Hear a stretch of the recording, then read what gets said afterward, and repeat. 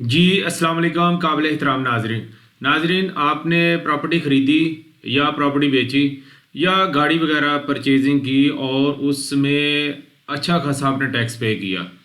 अब उस टाइम आपको बताया जाता है कि ये आप टैक्स रिफ़ंड कर सकते हैं या एडजस्टमेंट इसकी ले सकते हैं। अच्छा, रिफ़ंड का प्रोसेस बहुत टफ़ है। हमने तो ऑलमोस्ट छोड़ दिया है क्योंकि इसमें मज़ीद डॉक्यूमेंट्स मांग लिए जाते हैं। तो हम सजेस्ट करते हैं कि जनाब, इसमें बेसिकली दो तरह के लोग होते हैं। एक होते हैं जो बिजनेसमैन हैं, उनके लिए तो बहुत ईजी होता है कि वो साल के आखिर में उन्होंने टैक्स जो पे करना होता है, तो ये जो प्रॉपर्टी या किसी भी परचेजिंग में जो टैक्स पे किया होता है उसमें एडजस्ट हो जाता है उनकी इनकम में, वो तो क्लियर हो जाता है।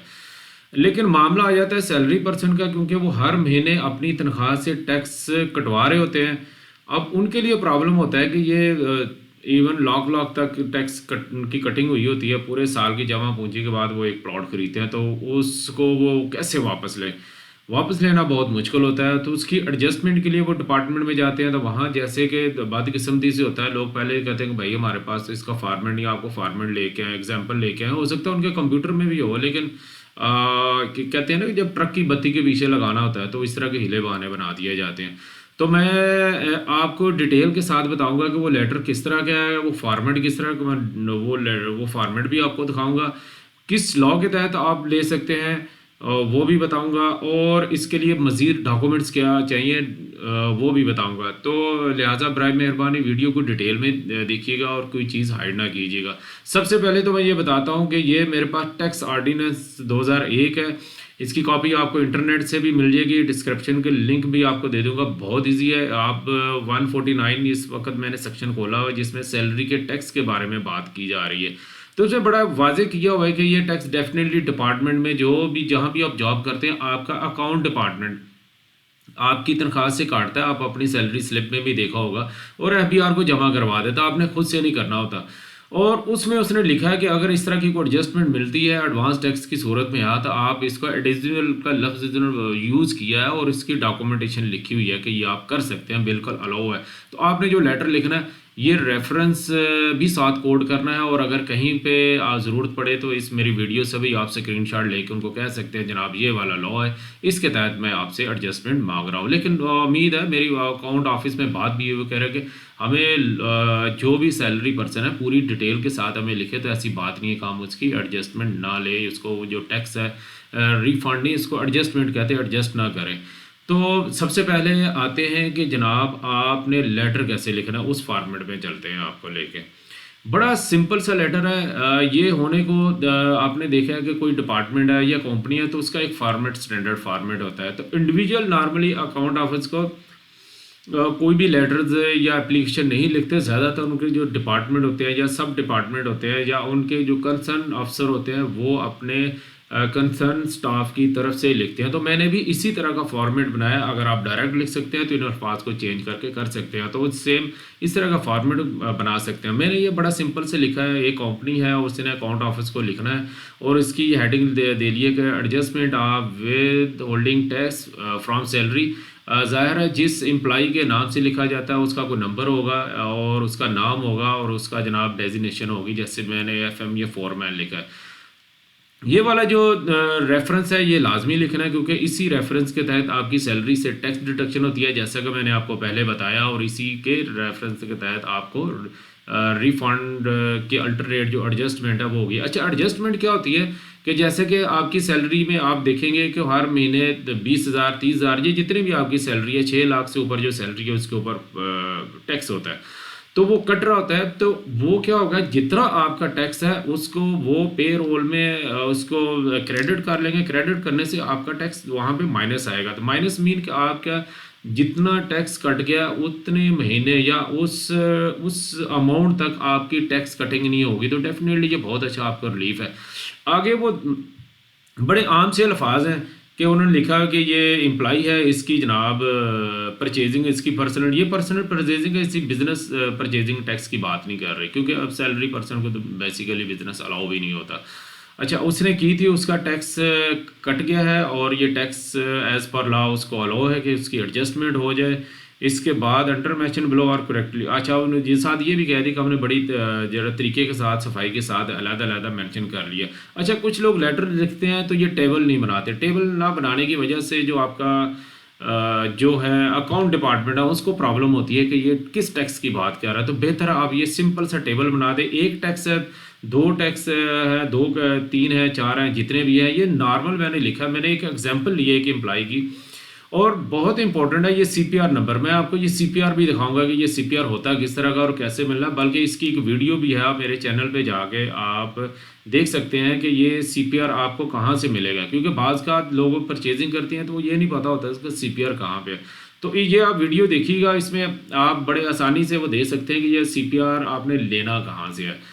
मोबाइल कंपनीज़ का मैं आपको बता दूं कि वो आप मतलब का उनकी फ्रेंचाइज से भी ले सकते हैं, और बहुत इजी है कि आपने अगर इंस्टॉल किया, जैसे यू फ़ोन है टेलीनार, उसकी ऐप में जाएं, वहाँ पे भी आपको उसका टैक्स सर्टिफिकेट मिल सकता है। तो आते हैं इस लेटर के फॉर्मेट पे हम जो बात कर रहे थे।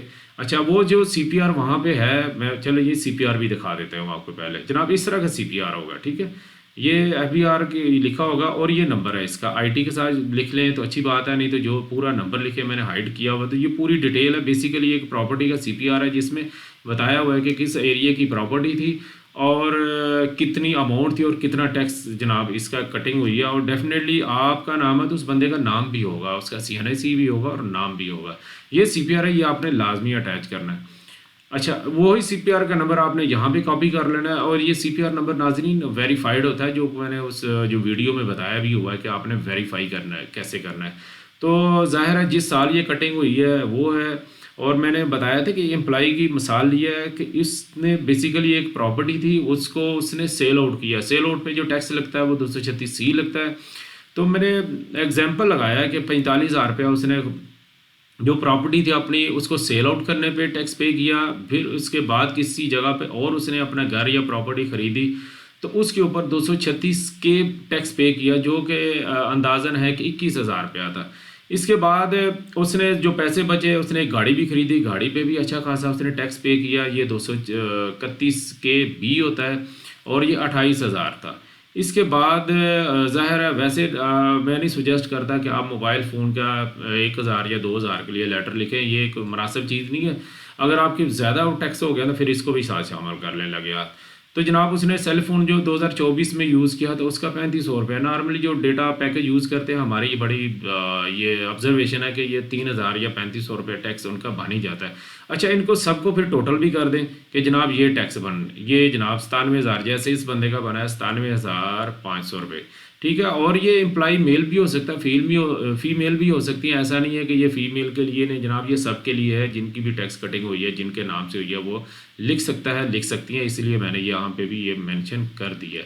अच्छा इसके बाद है कि ये वेरी सॉरी, अच्छा इसके बाद ये टोटल हो गया, और आपने ये लिख देना है साथ लेटर भी कापी भी कि हमने ये कहते हैं ना पंजाबी में अन्य वाह नहीं खाते लिख दिया जनाब। हमने सबूत के तौर पे सीपीआर कापीज़ जो कि एफबीआर से हमें मिली थी वो साथ लगाई हैं, और साथ ये भी लिख दें कि जनाब आपको मज़ीद किसी किस्म की इंफॉर्मेशन चाहिए, को खामी रह गई हो, कमी रह गई हो, या आपको कोई इतराज़ हो तो जनाब हमें टाइमली बता दीजिएगा ताकि उसका भी वेल एंड टाइम जवाब दीजिएगा। इसके बाद ज़ाहिर है जो अकाउंट जो आपका डिपार्टमेंटल अफसर है वो लिखेगा, जो फॉर्मेट है वो नाम लिखेगा और अपनी डेजिग्नेशन लिखेगा, और जनाब सीपीआर साथ लगाएं और अकाउंट ऑफिस को लिख दें। ये सीपीआर की कॉपी साथ लगी हों, और इस तरह के आप फॉर्मेट में उनको लेटर लिख दें। और सीपीआर नंबर बेसिकली जब वो पे रोल में आपकी एडजस्टमेंट लेंगे तो जो अथॉरिटी फीड करनी होती है, आपको पता है कोई भी सिस्टम है, कोई भी एंट्री है तो उसमें अथॉरिटी फीड की जाती है। तो अथॉरिटी फीड करने के लिए बेसिकली उनको एफबीआर का सीपीआर नंबर चाहिए होता है। तो सीपीआर दिया हो, ये हो ही नहीं सकता कि अकाउंट ऑफिस आपको आपकी जो टैक्स कटिंग हुई है उसकी एडजस्टमेंट ना दे। इंशाल्लाह वो ज़रूर देगा। अगर फिर भी इस मामले में को आपको लीगल या मज़ीद रहनुमाई की ज़रूरत हो तो आप हमारे से रब्ता कर सकते हैं, और हम इंशाल्लाह आपको मज़ीद भी गाइड करेंगे। उम्मीद है ये वीडियो आपको ना सिर्फ आपके लिए मददगार साबित होगी, बल्कि आपके जो हल्का हबाब में लोग हैं, स्पेशली सैलरी पर्सन है, वो प्रॉपर्टी या गाड़ी वगैरह परचेज़ करते हैं तो ये लिंक उनके साथ ज़रूर शेयर कीजिएगा ताकि उनको भी इन्फो मिले। और ये कह देना कि नहीं जी जनाब ये बड़ा मुश्किल है, काम नहीं होता तो उन्हें कहें जनाब आप लिख दें, आप कर दें, बाकी अल्लाह मालिक है।